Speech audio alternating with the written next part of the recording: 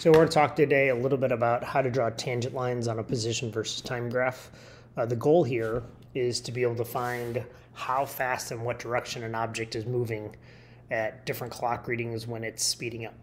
The first thing you'll need to do is build your position versus time graph, plot your points, and you'll need to plot a best fit line or best fit curve to your slope.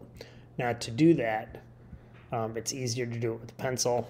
I'm going to give this a shot with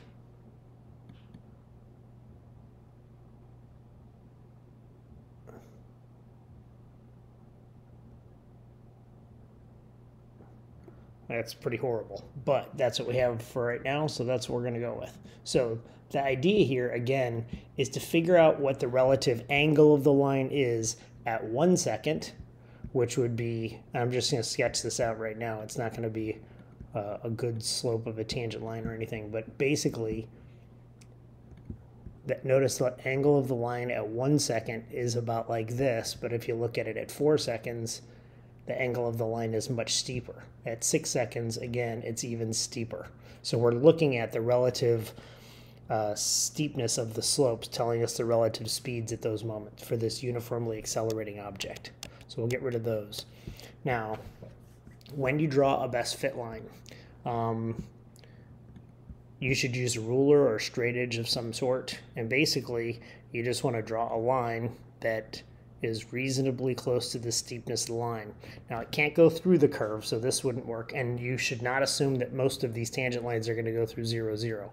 I'm just trying to adjust this so that the angle of the line at 1 second is at the same angle as the curve. So if I take that and bring it up just a little bit closer and bring it up so it just barely touches it. Once you've done that, you can find two slope points along there, mark those, and use rise over run or change in position divided by change in time to calculate those slopes. Just looking along here, it looks like we've got a pretty good slope point here that's, I don't know if these are lined up perfectly right now, but it's like 4.9 seconds and around, that looks like it's about 40 centimeters, and you'd have to find a second one.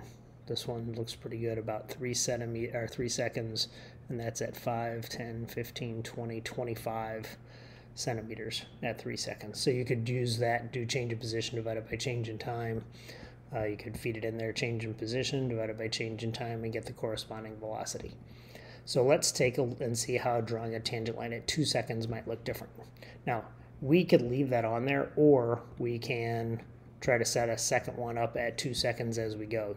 I would prefer that you keep all those lines on there so we can see the slopes of those tangent lines.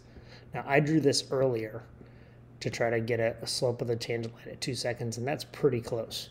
But let me show you a cheat that is based on the discussion we had the other day about my nieces and nephews all having the same birth date and the average age of the kids equal the age in the middle.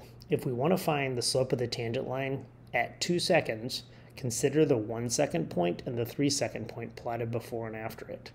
If we connect those 2 points and then extend well beyond there, so notice I'm still connecting my points at 1 and 3 seconds, and then I'm going to go ahead and extend this line down the other direction so it's coming off the curve, but we've gone through the point at 1 second and the point at 3 seconds. Now if I can grab that line and bring it down, it should be reasonably close to the shape of the curve at 2 seconds. And I might make a small adjustment. But remember, that has to run alongside the curve.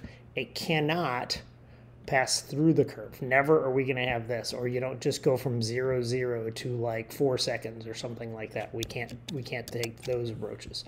So you just adjust the line so that it's the same steepness of the curve at that time. I'll do this one more time at 3 seconds. So at 3 seconds, maybe what I could do is connect the points I plotted at 2 and 4 seconds, which should give me close to the right angle.